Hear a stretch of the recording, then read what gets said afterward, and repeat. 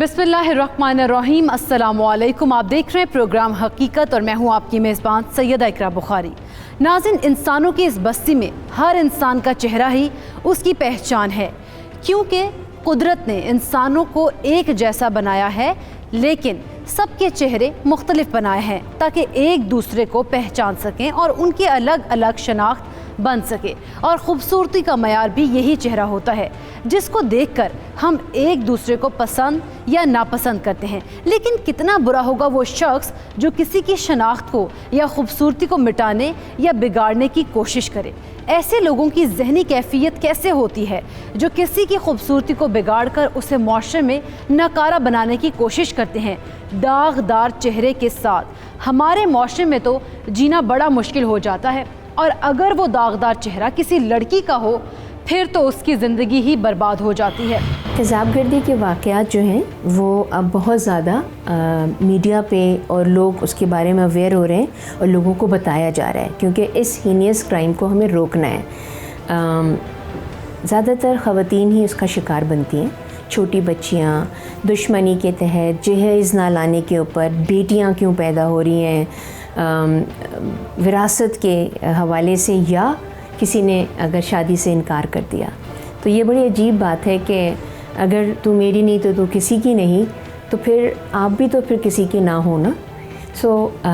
इसमें मैं ये भी ऐड करूँगी कि अभी रिसेंटली जो है वो लड़कों के ऊपर भी तेज़ाब जो है वो फेंके जाने के वाक़यात जो हैं वो बढ़ रहे हैं। इसमें कोई खुशी की बात नहीं है कि अच्छा चलो अब मर्दों को के साथ भी ये सलूक होना चाहिए।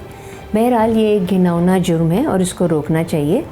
और ये भी आपको सुन के हैरत होगी कि लड़कों के ऊपर तेज़ाब फेंकने की जो ज़्यादातर वाक़यात हैं वो वही हैं कि उन्होंने किसी से शादी की ख्वाहिश ज़ाहिर की और वो नहीं हुई तो लड़के ही उनके ऊपर फेंकते हैं कि तुम जो हो वो गैरत की वजह से या कोई और अपनी दुश्मनी निकालते हैं। तेज़ाब एक ऐसा ख़तरनाक हथियार है जो इंसानी जिल्द पर जहाँ भी गिर जाए उसको जलाकर हमेशा के लिए दागदार कर देता है, और अगर उसकी ज़्यादा मिकदार किसी इंसान या औरत पर गिर जाए तो वो उसकी वजह से मौत के मुंह में भी जा सकती है। औरत के मामले में ऐसे बहुत सारे केस हमारे यहाँ देखने को मिलते हैं कि नाकाम आशिक ने अपनी महबूबा के चेहरे पर या किसी दुश्मन ने तेज़ाब फेंककर किसी लड़की के चेहरे को जला दिया, ये मालूम होने के बावजूद कि औरत एक नाजुक सिन्फ है। इसी की खूबसूरती ही उसी का असासा होता है, और उस खूबसूरती में ज़रा सा भी अगर दाग हो तो लोग उस औरत से शादी नहीं करते, उसकी ज़िंदगी बर्बाद हो जाती है। फिर भी जालिम लोग ऐसा करते हैं। हमारी आज की कहानी भी एक ऐसी ही लड़की की कहानी है।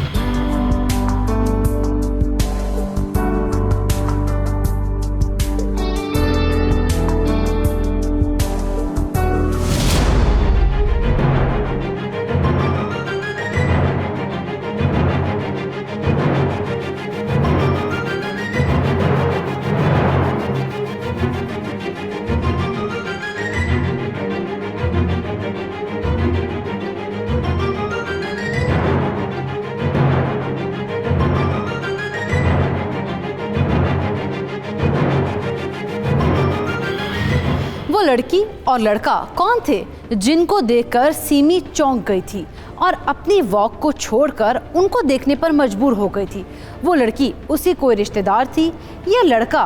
और फिर सीमी के चेहरे पर इतना खौफ क्यों था? उसने आगे बढ़कर उनसे बात क्यों नहीं की और वहाँ से डरकर भाग क्यों गई थी? ये बहुत सारे सवाल हैं जिनके जवाब सिर्फ सीमी के पास हैं। लेकिन कोई तो बात है ऐसी जिसकी वजह से सीमी खौफजदा हुई, वरना नॉर्मल बैठे इंसानों से इस कदर खौफजदा होने की क्या ज़रूरत थी? क्या वो लड़की और लड़का किसी जराइम पेशा दुनिया से ताल्लुक़ रखते थे या फिर मामला कोई और ही था?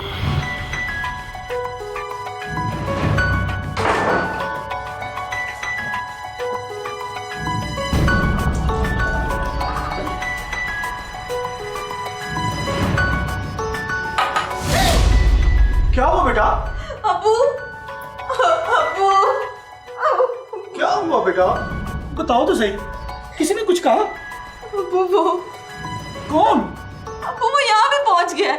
वो पार्क में किसी लड़की के साथ बैठा हुआ था। नवीद, क्या उसने भी तुझे देखा? नहीं अबू, बस बेटा, एक याद करो, उससे दूर रहो। अब हमें दोबारा उससे नहीं उलझना। अब्बू मैं तो खुद भी नहीं चाहती कि मैं उसके सामने जाऊं या वो मुझे पहचाने। अब्बू ओ बेटा, तुम परेशान मत हो, अल्लाह बेहतर करेगा। घर आकर भी सिमी अपने खौफ पर काबू ना पा सकी थी और जब किचन में बाप पीछे आकर खड़ा हुआ तो भी उसके डर के मारे चीख निकल गई। ऐसा क्या हुआ था जिसका इतना डर सिमी के दिल में बैठ गया था? और जिस लड़के को सिमी देखकर भागी थी उसका बाप उस लड़के का नाम नवीद ले रहा था। सिमी को कैसे जानता था? क्या लगता था वो सिमी और उसके वालिद का? क्या कोई करीबी अजीज था जिसने कभी लड़ाई झगड़े में मारने की धमकी दी थी? यह बात कुछ और ही थी।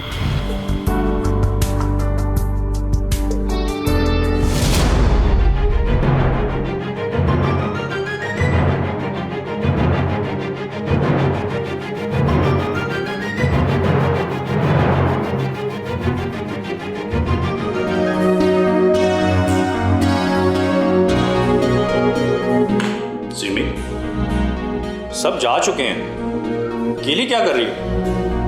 वो सब खैरियत तो है ना? तबीयत ठीक है तुम्हारी? जी सर। लग तो नहीं रही। मैं ठीक हूँ सर।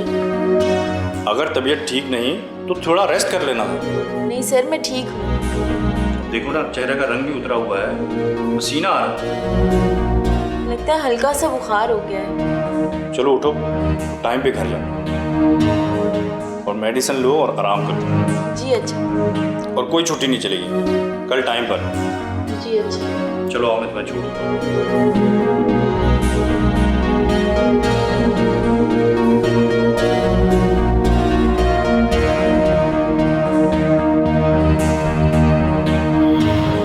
अपनी घबराहट पर काबू पाने में कामयाब नहीं हो पा रही थी और दौराने जॉब भी वो नवीद के ख्यालों में ही गुम हो जाती और फिर जब कोई बात करता तो चूक जाती।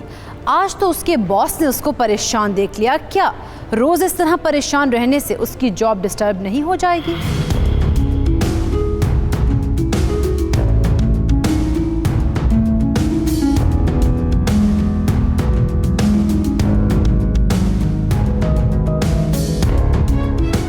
सिमी, सिमी, सिमी,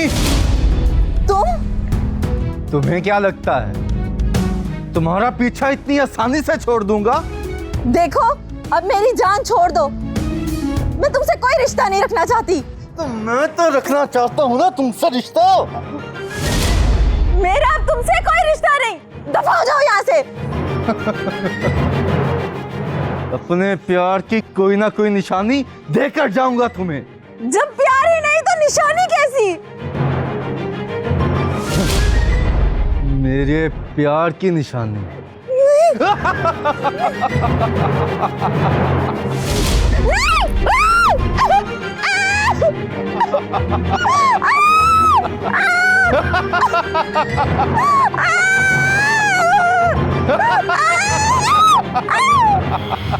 इतना घिनौने वाक़े के बाद और इतनी तकलीफ़ दे अमल से गुज़रने के बाद जो बच्चियां तेज़ाब से या मिट्टी के तेल छिड़क के भी जलाई जाती हैं, उनका दोबारा ज़िंदगी की तरफ वापस आना बहुत मुश्किल होता है।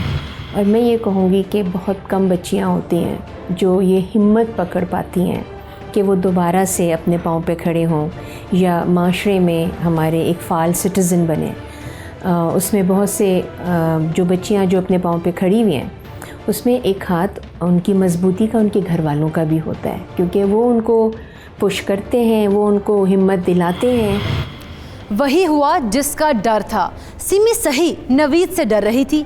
नवीद ने सिमी के चेहरे पर तेज़ाब फेंक दिया था और वो बुरी तरह से जल गई थी।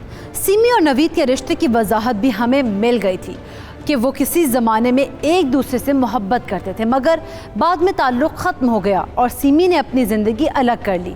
मगर नवीद इस बात और बेइज्जती को बर्दाश्त नहीं कर सका और उसने सिमी के चेहरे पर तेज़ाब फेंककर उसकी ज़िंदगी को हमेशा हमेशा के लिए दागदार कर दिया। क्या सिमी इस तकलीफ़ को बर्दाश्त कर पाएगी या फिर नवीद का ये वार उसकी जान ही लेगा? इस हकीकत से पर्दा उठाएंगे आफ्टर अ शॉर्ट ब्रेक।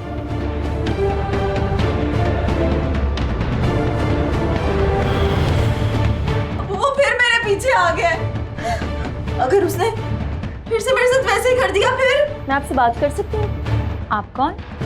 देखिए मेरे पास ज़्यादा टाइम नहीं है, मैं सिर्फ ये कहने आई हूँ कि आप नवीद से दूर रहें। चाहती हो कि मैं तुम्हारे रास्ते से हट जाऊँ? तू फिक्र ना कर, तेरी शादी धूमधाम से करूंगा। मुझे भी तुमसे शादी का कोई शौक नहीं। तुम्हारे साथ शादी भी अपनी ऐसे ही बना लेती है वो। तुम चले जाओ यहाँ से और मेरी बेटी का पीछे छोड़ दो। सिमी,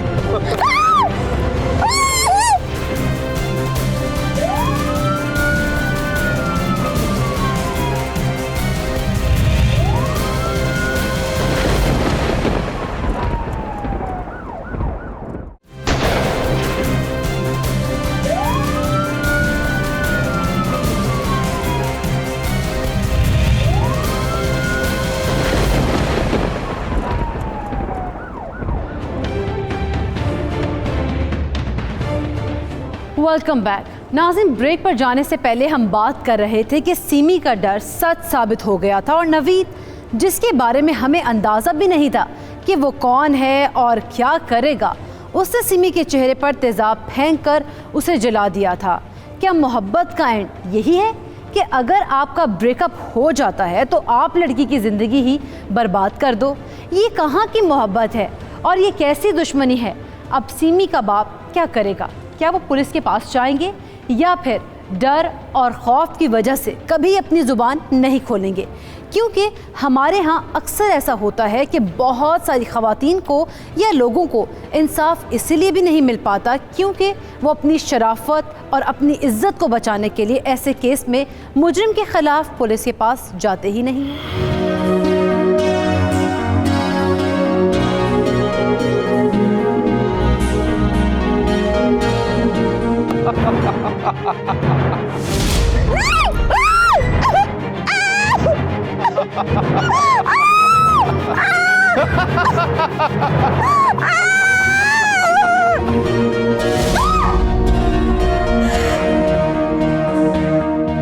क्या हुआ बेटा? फिर कोई बुरा ख्वाब देखा? अब्बू, हौसला करो बेटा, कुछ नहीं होगा। वो कब मेरी जान छोड़ेगा अब्बू? बेटा वो तुम्हारी जान छोड़ चुका है, जा चुका है तुम्हारी जिंदगी से। ये तो बस उन दिनों की याद ताजा करने के लिए बुरे बुरे ख्वाब आते हैं तुझे। ये ख्वाब नहीं, हकीकत है अब्बू। उसने मेरी जिंदगी बर्बाद करके रख दी है। जानता हूँ बेटा, इसलिए तो हमको अल्लाह का छोड़ के यहाँ आ गए थे। अब्बू वो फिर मेरे पीछे आ गया। अगर उसने फिर से मेरे साथ वैसे ही कर दिया फिर? नहीं बेटा, वो अपनी नई जिंदगी शुरू कर चुका है किसी और लड़की के साथ। तुमने खुद अपनी आंखों से देखा उसे। मगर अब्बू, अगर वो मेरी तरह उस लड़की की जिंदगी भी बर्बाद कर दे तो हम क्या कर सकते हैं बेटा? तुम्हें उसके पास से भी नहीं गुजरना चाहिए था, दूर रहो उससे। मगर अब्बू, एक और जिंदगी। अल्लाह उस लड़की की मदद करे।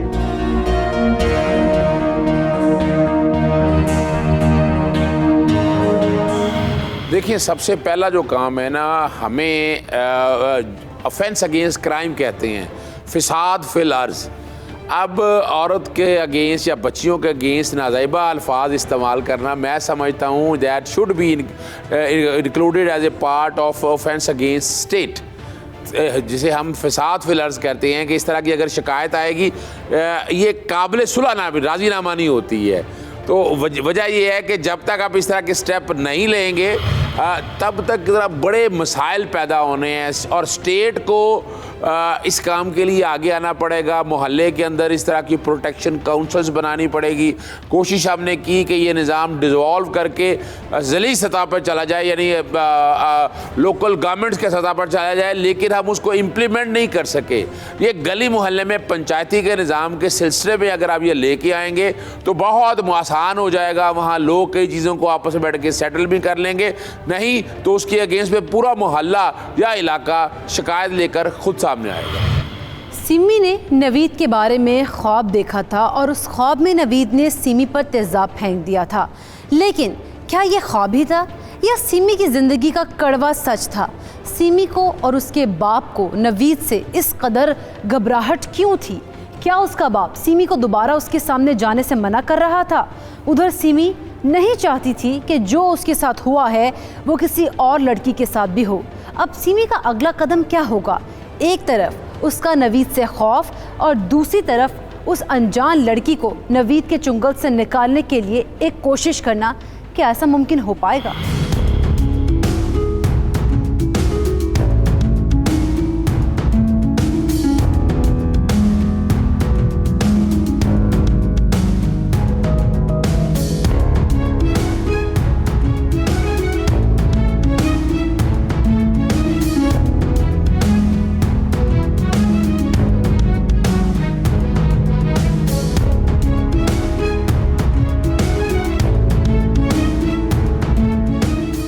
देखें, मैं आपसे बात कर सकती हूँ? आप कौन? देखिए, मेरे पास ज़्यादा टाइम नहीं है। मैं सिर्फ ये कहने आई हूँ कि आप नवीद से दूर रहें। नवीद से दूर? मगर क्यों? तुम कौन होती हो मुझे ये कहने वाली? देख मेरी बहन, मुझे तुमसे हमदर्दी है। मुझसे हमदर्दी या फिर नवीद से प्यार? चाहती हो कि मैं तुम्हारे रास्ते से हट जाऊं? नहीं नहीं, मैं ऐसा नहीं चाहती। तुम ये नहीं चाहती कि मैं तुम्हारे रास्ते से हट जाऊं, तो फिर क्या चाहती हो? देखो मेरी बहन, जिस जगह आज तुम खड़ी हो उस जगह कभी मैं थी। हम दोनों की मंगनी हो गई थी, सारे इंतजामात मुकम्मल थे, मैं बहुत खुश थी। और फिर लो बेटा, शादी में कुछ ही दिन बाकी रह गए, तो सब तैयारियां मुकम्मल करते हैं इंशाल्लाह। तू फिक्र ना कर, तेरी शादी धूमधाम से करूंगा।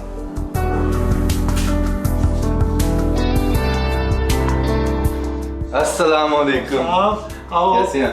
बैठो नवीद बेटा, बस आपका ही जिक्र हो रहा था। शुक्रिया। सीमी बेटा, आप आपस में बातें करो, मैं जरा बाकी काम देख लूं।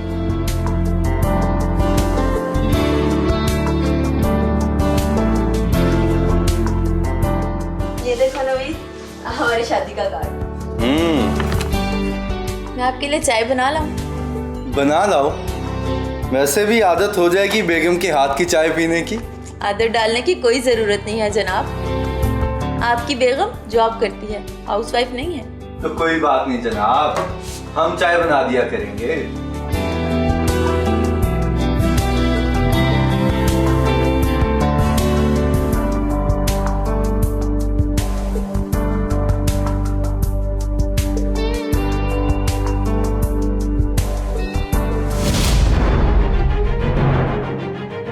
सिमी,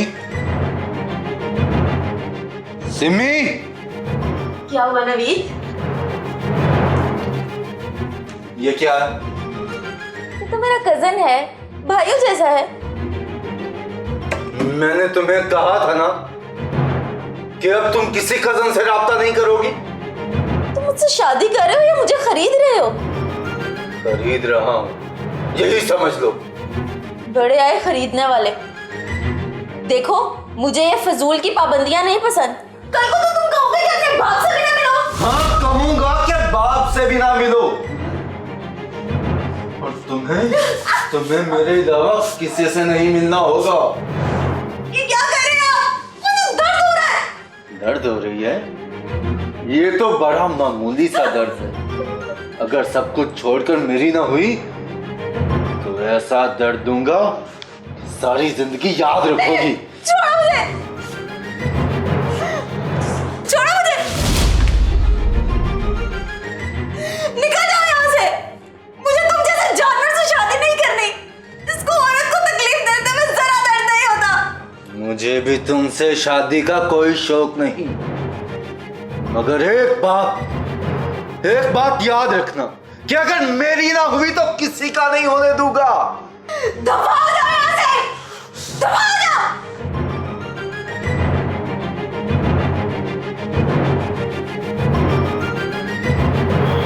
सिमी ने अफशी के सामने नवीद की हकीकत खोल कर रख दी थी। क्या वो इस कदर साइको इंसान था और गुस्से की हालत में वो औरत पर हाथ उठा सकता था?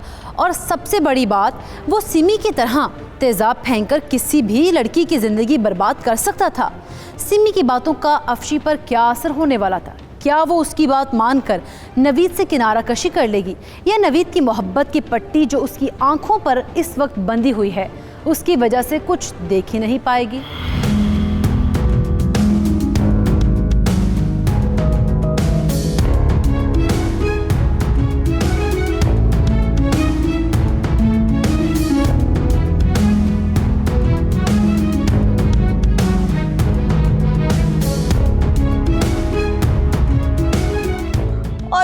मेरे साथ ये किया। मैं नहीं चाहती कि तुम्हारी जिंदगी बर्बाद हो। तुम मेरा नंबर ले लो और मुझसे राब्ता कर लेना अगर जरूरत पड़ी तो। तेज़ाबगर्दी से शिकार होने वाली बच्चियां जो हैं वो साइकोलॉजिकली बहुत वीक होती हैं। इनफैक्ट अगर वो बच जाएं तो उनकी ज़िंदगी जो है वो मरने से बदतर होती है। साइकोलॉजिकली जो उनका जो इफ़ेक्ट है वो ये होता है कि हम ज़िंदा रहना नहीं चाहते, दे आर वेरी सुसाइडल। वो अपना चेहरा नहीं देखना चाहते और ना ही उनके घर वाले जो हैं वो उनको बहुत अरसे तक जो है वो शीशा दिखाते हैं और उनको तसल्ली देते रहते हैं कि जी सब ठीक हो जाएगा, तुम बेहतर हो जाओगी।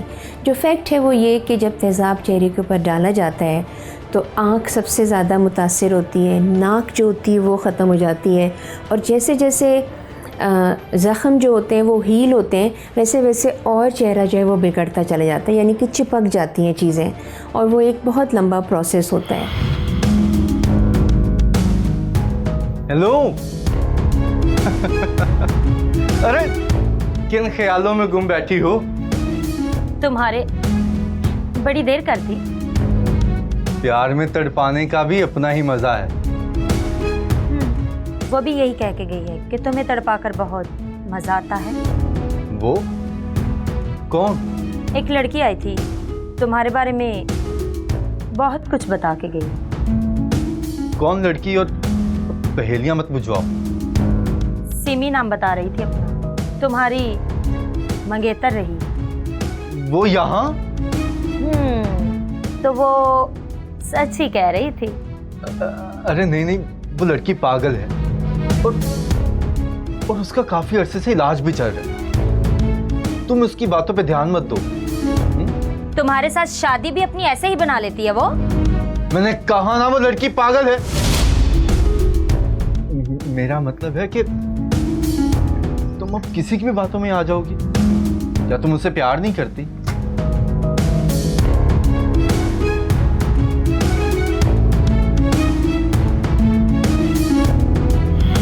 तो नाज़रीन, सिमी अपना काम बड़ी बहादुरी से अंजाम देकर निकल गई। उसने अफशी के कानों से गुजार दिया था कि नवीद अच्छा बंदा बिल्कुल भी नहीं है और उसको अपना जला हुआ चेहरा भी दिखा दिया। लेकिन अब देखना यह है कि अफशी सिमी की बातों पर ज़्यादा यकीन करती है या फिर नवीद की बातों पर। अगर उसने सिमी की बातों पर यकीन ना किया तो कहीं वो भी तो सिमी की तरह नवीद का अगला शिकार तो नहीं बनने जा रही। इस हकीकत से पर्दा उठाएंगे after a short break.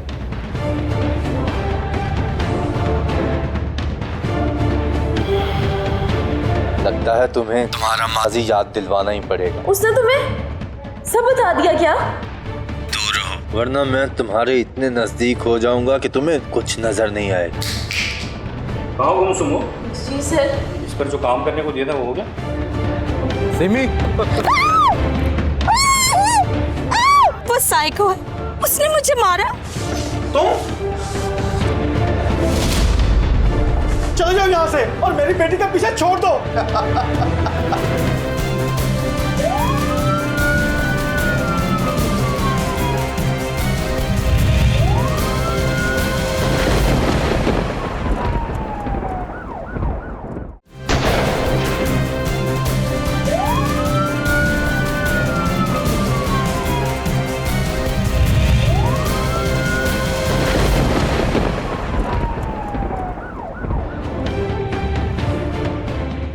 Welcome back.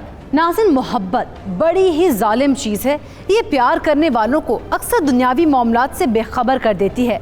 अफशी हैरान ज़रूर थी सिमी की बातों को सुनकर, लेकिन उसने नवीद को सिमी के बारे बताकर सिमी की ज़िंदगी को मज़ीद मुश्किलों से दो चार कर दिया था। जो सिमी उसके रास्ते के कांटे चुनने का सोच रही थी, अफशी ने उसी की ज़िंदगी में मज़ीद कांटे बिखेर दिए थे। उसने नवीद को सिमी का फ़ोन नंबर वाली पर्ची भी दे दी थी। अब नवीद सिमी के साथ क्या सलूक करता है इस बारे कुछ नहीं कह सकते, लेकिन उस जुनूनी कैफियत में उसका अगला मुतवक्के कदम क्या हो सकता है, वो किस कदर नीचे गिर सकता है।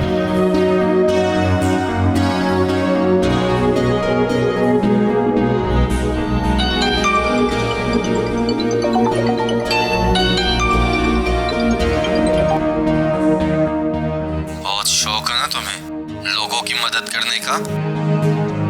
लगता है तुम्हें तुम्हारा माजी याद दिलवाना ही पड़ेगा।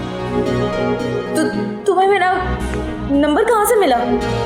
नंबर जिसको तुम मदद करने के लिए नंबर दे के गई थी ना, वो अपनी तो कोई मदद नहीं कर पाई, मगर मेरी मदद कर गई तुम तक पहुंचने के लिए। उसने तुम्हें सब बता दिया क्या? तुम्हें तो पता है मर्द की मोहब्बत के वादे कैसे होते हैं, और इन पर मासूम लड़कियों को एतबार तो करना ही पड़ता है। देखो, तुमने अगर मेरी जाती जिंदगी में इंटरफेयर करने की कोशिश की तो क्या?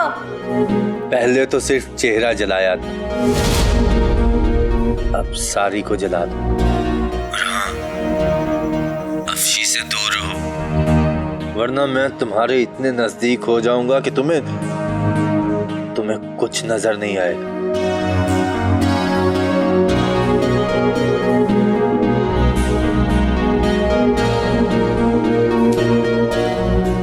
सिमी, वो फाइल हो गई?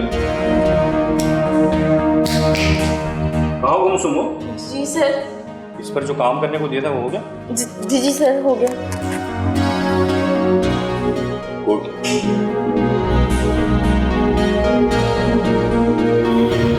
वही हुआ जिसका डर था। अफशी ने नवीद को सिमी का फ़ोन नंबर भी दे दिया था और उसने फौरी तौर पर सिमी को डराने के लिए फ़ोन कर दिया था। सिमी के खौफ से अंदाज़ा किया जा सकता था कि वो नवीद के तेज़ाब फेंकने के बाद उससे कितना डरने लगी थी। नवीद ने बाज ना आने पर उसको उससे भी संगीन नताइज की धमकी दी। क्या वो वाकई सिमी पर दोबारा हमला कर सकता था या फिर सिर्फ उसको डरा रहा था?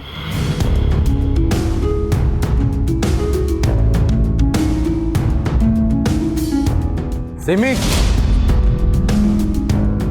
तुम्हें क्या लगता है मैं तुम्हें फीकी धमकियां दे रहा था?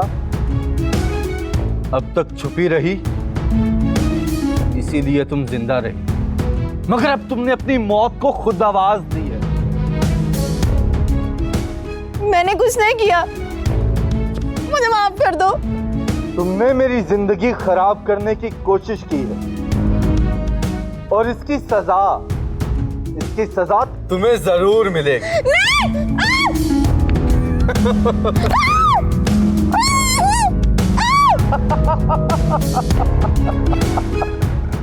पानी था इसलिए बच गई, मगर याद रखो अगली बार पानी नहीं होगा, समझी?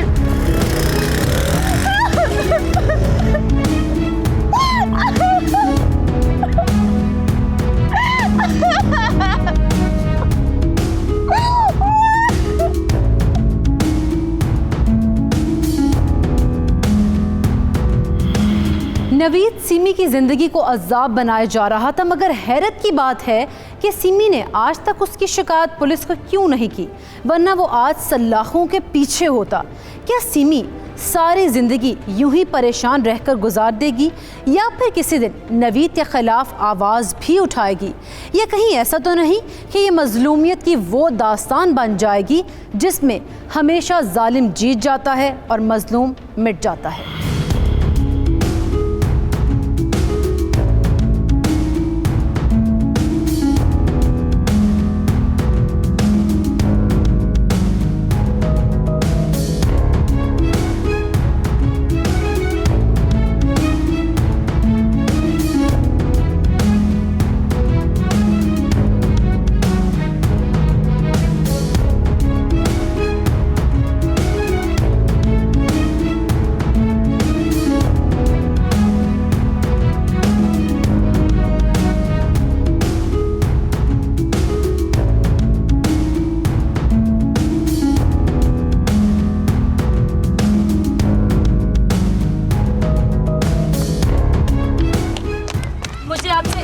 बात करनी। हाँ जी बोलो। आप सच कहती थी, वो साइको है, उसने मुझे मारा और छोड़कर चला गया है। अब तुम क्या चाहती हो? मेरा तो कोई यहाँ पे है भी नहीं। आपने अनजान होकर भी अपनों वाला मशवरा दिया। क्या मैं आपके साथ रह सकती हूँ? कहीं ऐसा ना हो कि वो मेरे साथ भी आप जैसा सलूक करे? मेरे पास? जी ठीक है, मुझे कोई एतराज नहीं।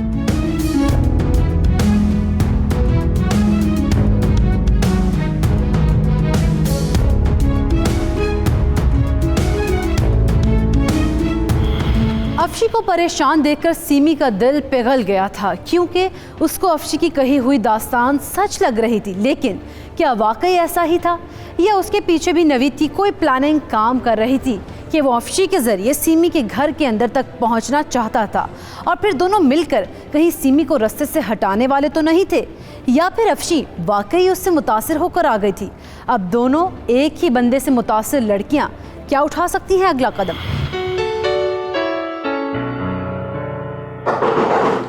कौन है भाई? आ रहा हूं। कोई इस तरह दरवाजा नॉक करते हैं किसी का? तुम?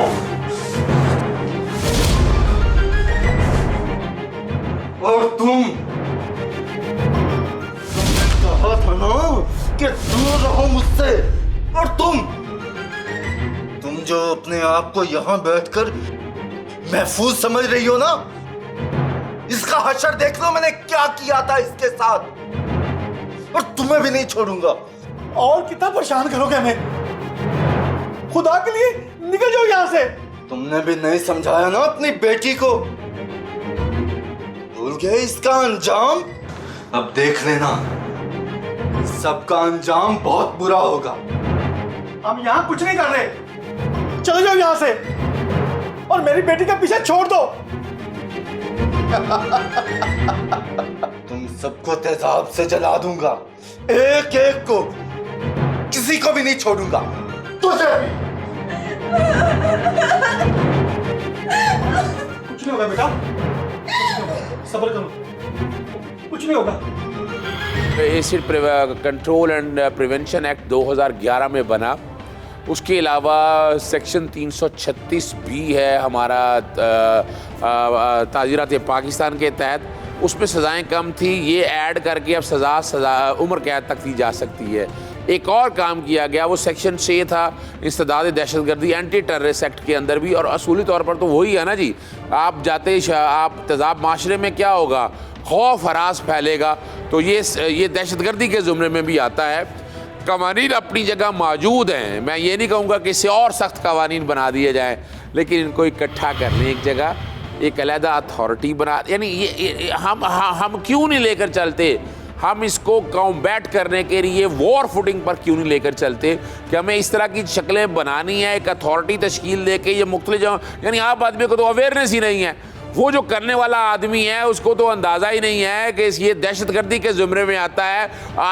हम पब्लिक अवेयरनेस में कोई ना अखबारों में इश्तिहार देख रहे हैं, ना टीवी पे देख रहे हैं, ताकि लोगों को पता चल सके और वो ऐसा काम ना करे। वो सज़ाएं मौजूद है, मैं जैसे कहूँगा, लेकिन इम्प्लीमेंटेशन के हवाले से बड़ा इबहाम है। पुलिस नहीं करना है, और पुलिस का निज़ाम आपके यहाँ फरजूदा हो चुका है। मैं फिर यहाँ तजवीज़ दूंगा एक अथॉरिटी तश्कील जाए जो ये सारे मामलात को देखे, तो शायद कोई बेहतरी की उम्मीद पैदा हो। नवीद, सीमी और अफशी दोनों की ज़िंदगी के लिए ख़तरा बन चुका था, और सीमी के घर में पहुंचकर भी अफशी महफूज नहीं थी। सीमी का बाप अफजल भी बूढ़ा होने की वजह से नवीद जैसे हट्टे कट्टे जालिम इंसान का मुकाबला करने की सकत ही नहीं रखता था। नवीद को रोकने के लिए कौन आएगा, क्योंकि सीमी और अफशी तो लड़कियां हैं और कमज़ोर हैं, और तेज़ाब से औरत का डर जाना वैसे भी कुदरती है, क्योंकि उसको अपने चेहरे से मर्द की निस्बत ज़्यादा प्यार होता है, और दूसरा रब ने उनको मर्द के मुकाबले में कमज़ोर बनाया है, और इसी बात का फ़ायदा कुछ जालिम मिजाज के मर्द उठाते हैं। अब जो सूरत हाल बन चुकी है और नवीद का जुल्म और धमकियाँ जो हद से बढ़ चुकी हैं, उनको कौन रोकने के लिए आगे बढ़ेगा, इस हकीकत से पर्दा उठाएंगे after a short break.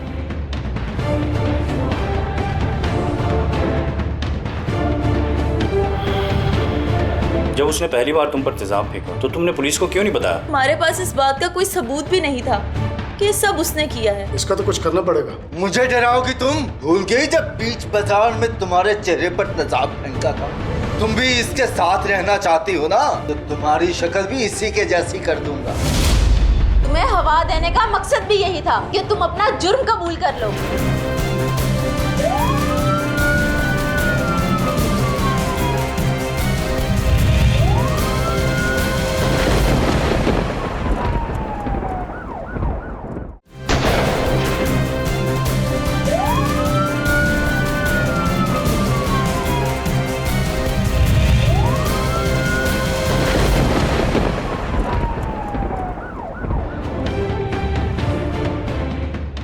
Welcome back. नाज़रीन, डर एक ऐसी चीज़ है जो इंसान के अंदर पैदा हो जाए तो वो सारी ज़िंदगी डरता ही रहता है, लेकिन उसी डर को अगर दिल से निकाल दिया जाए तो डरने वाला इंसान ही बहादुर बन जाता है। और अगर सीमी जो नवीद के बारे अपने दिल में डर बिठा चुकी है, या नवीद के जुल्म और तेज़ाब फेंकने की वजह से उसके दिल में डर बैठ चुका है, अगर उसको निकालने में कामयाब हो जाए तो फिर यकीनन नवीद को भी भागने का रास्ता ना मिले। सीमी, तुमने मुझे इस बारे में कुछ बताना था। सर मुझे कुछ समझ नहीं आ रहा था। जब उसने पहली बार तुम पर तेजाब फेंका तो तुमने पुलिस को क्यों नहीं बताया? सर, वो मुझे और मेरे बाप को मारने की धमकी देकर गया था। हम बहुत डर गए थे और हमारे पास इस बात का कोई सबूत भी नहीं था कि ये सब उसने किया है। लेकिन मेरा ख्याल है कि अब हमें उसके खिलाफ थाने में रिपोर्ट दर्ज करवा लेनी चाहिए। मगर हम ये बात साबित कैसे करेंगे कि वो हमें धमकियां देता है? कहीं पुलिस भी उसको धमका कर छोड़ ना दे। इस मुसीबत का कोई मुस्तकिल हल होना चाहिए।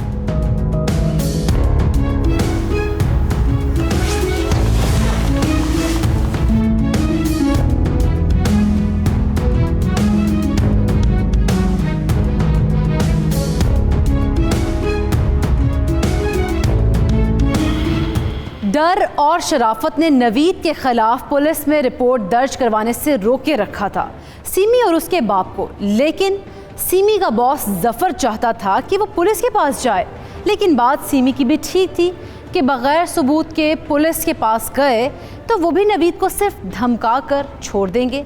लेकिन अगर उसके बाद नवीद ने कोई बड़ा कदम उठा लिया तो जफर के जहन में कोई प्लान था तो सही, उसने उसके बारे सीमी और अफशी को बताया।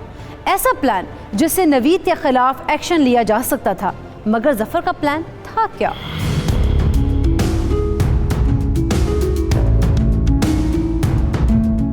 ये तो बहुत खतरनाक आदमी है। जी हाँ, और एक नहीं 2 लड़कियों की जिंदगी बर्बाद कर चुका है। लड़कियों की जिंदगी में फुल स्टॉप लगाकर खुद आगे निकल जाता है। इसका तो कुछ करना पड़ेगा। जी बिल्कुल, वरना वो किसी भी वक्त कुछ भी कर सकता। ठीक है, आप कहते हैं तो उसे हिरासत में ले लेते हैं। लेकिन इंस्पेक्टर साहब, किस जुर्म में? जुर्म तो बहुत बड़े हैं, किसी भी जुर्म में अंदर कर देंगे। लेकिन सर मैं चाहती हूँ इसको इसके किए की सजा मिलनी चाहिए। और ऐसे सर वो तो कभी भी जमानत पे रिहा हो सकता है। हाँ, कानून में इस बात की लचक तो है। और अगर इस पर जुर्म साबित हो जाए और तेजाब वाले चक्कर में वो अंदर हो जाए तो क्या इसकी जमानत हो जाएगी? नहीं, फिर नहीं हो सकती। बस इसको इसी जुर्म में अंदर करवाना है। लेकिन कैसे? तुम लोग तो कहते हो कि उसके खिलाफ सबूत नहीं है। सबूत मैं दूं। ठीक है,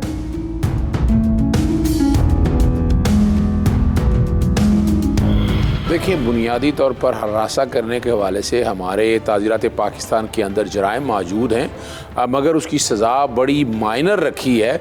और इसीलिए कोशिश की जाती है कि जब दरख्वास्त दी जाती है अंदराज मुकदमा की पुलिस में, तो वो इतनी कम सज़ा को देखते हुए दूसरा आदमी सोचता है कि हमें मसाइल बड़े होंगे, बड़े थाने के चक्कर लगाने पड़ने हैं, तो इसलिए वो कोशिश नहीं करता कि हरासा करने के हवाले से कोई दरख्वास्त बाकायदा दाखिल की जाए।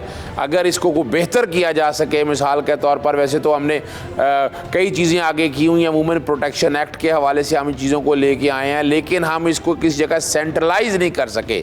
जब तक औरत को तहफ़्फ़ुज़ नहीं फराहम किया जाए, कोशिश हमने बड़ी की है, लेकिन जब तक बाकायदा इसके लिए एक अथॉरिटी का जो क़याम दिया उसका दायरा कार नहीं बढ़ाया जाएगा, ज़रा मुश्किल काम। जफर के कहने पर सीमी ने नवीद के बारे पुलिस को सब कुछ बता दिया था। थानेदार भी इस मामले में यही राय रखता था कि अगर नवीद को पकड़ा भी जाए तो किस जुर्म में, क्योंकि कोई सबूत अभी तक उसके खिलाफ नहीं मिल रहा था। फिर अचानक सीमी ने नवीद के बारे सबूत देने का फैसला कर लिया था। लेकिन कैसे मुमकिन था? अगर उसके पास पहले से कुछ सबूत थे तो उसने पुलिस को क्यों नहीं दिए थे? और अगर वो नए सिरे से सबूत इकट्ठे करने की बात कर रही थी तो कैसे मुमकिन था?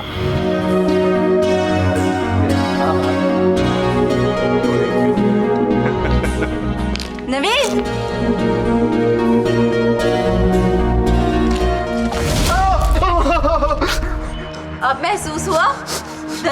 आता है। अगर अब तुमने हमारी जिंदगी से निकलने की कोशिश ना की ना, तो अभी तो ये सिरका था, अगली बार तेजाब होगा। और इसे धमकी मत समझना, समझे?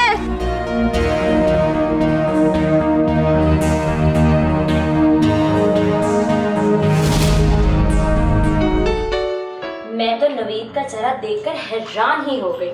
तुमने उसकी आंखों में डर देखा था? बस वही डर देखना चाहती थी मैं उसकी आंखों में। तुम्हारा क्या ख्याल है कि अब सुधर जाएगा वो? सुधर तो जाना चाहिए उसको। तुम मुझे धमकी देगी? हाँ? मुझे डराओगी तुम? भूल गई जब बीच बाजार में तुम्हारे चेहरे पर तेजाब फेंका था? आज तक तुमसे कोई शादी करने को राजी नहीं हुआ, और तुम भी इसके साथ रहना चाहती हो ना? तो तुम्हारी शक्ल भी इसी के जैसी कर दूंगा। सिमी, तुम भूल गई कि तेजाब फेंकने से पहले और बाद का चेहरा कैसा होता है? भूल गई हो तो दोबारा अच्छे से याद कर लो। मुझे माफ कर दो। तुमने माफी वाली कोई बात ही नहीं की। अब दर्दनाक मौत तुम्हारी मुंतज़िर है। और जेल की सलाखें तुम्हारी मुंतज़िर हैं। तुम्हें हवा देने का मकसद भी यही था कि तुम अपना जुर्म कबूल कर लो। मोहब्बत के नाम पर लड़कियों को धोखा देने वाले शख्स, आंखें नीचे करो। सर इसे छोड़िएगा मत, इसने मेरी बेटी को बहुत रुलाया। अब जाने कौन शादी करेगा मेरी बेटी से। मैं करूंगा इससे शादी। अंकल आप बिल्कुल परेशान हैं। चलो।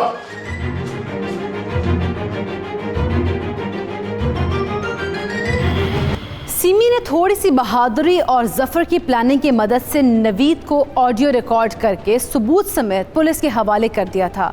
बुरे काम का बुरा अंजाम। लेकिन इस कहानी में जहां डर और खौफ था, वहां सिमी ने हिम्मत और हौसले के साथ माशरे को भी फेस किया और नवीद जैसे मुजरिमाना सोच रखने वाले इंसान का मुकाबला भी किया। अगर हम मुजरिम और जुर्म के सामने हिम्मत इकट्ठी करके खड़े हो जाएं, तो मुजरिम और उसका जुर्म दोनों गायब हो जाते हैं। हरासमेंट के हवाले से वुमेन प्रोटेक्शन एक्ट बना था, अथॉरिटी बनी थी, कवानीन के हवाले से बने थे, लेकिन उस अथॉरिटी ने आज तक काम ठीक नहीं कर सका। और यहाँ तक है ना, ये इन चीज़ों को कुछ अलहदा करने की ज़रूरत है। जब तक देखिए, सिर्फ खाली कानून नहीं है, एक चीज़ याद रखिएगा कॉन्सेप्ट, कि ये सारे केस उसी पुलिस ने करने हैं, उसी जंग आलूद सिस्टम के पास जाने हैं। जब तक एक अलहदा अथॉरिटी तश्कील है, और अथॉरिटी के अंदर फिर वही बात है, वो लोकल पुलिस वाले ना हो, ख़वातीन शामिल हो जो सोशली मोबिलाइज कर सकें, यानी इन मामलात को ख़त्म कर सकें, आसान तरीके की तरफ ले जा सकें। उम्मीद है कि अगर इस तरह लेके जाएंगे तो बेहतरी आएगी।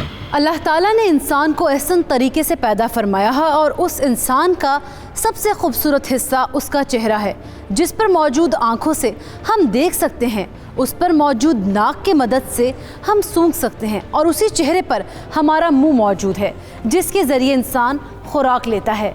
उस चेहरे को बिगाड़ने वाला इंसान पूरी इंसानियत या खूबसूरती को बिगाड़ने का ज़िम्मेदार होता है।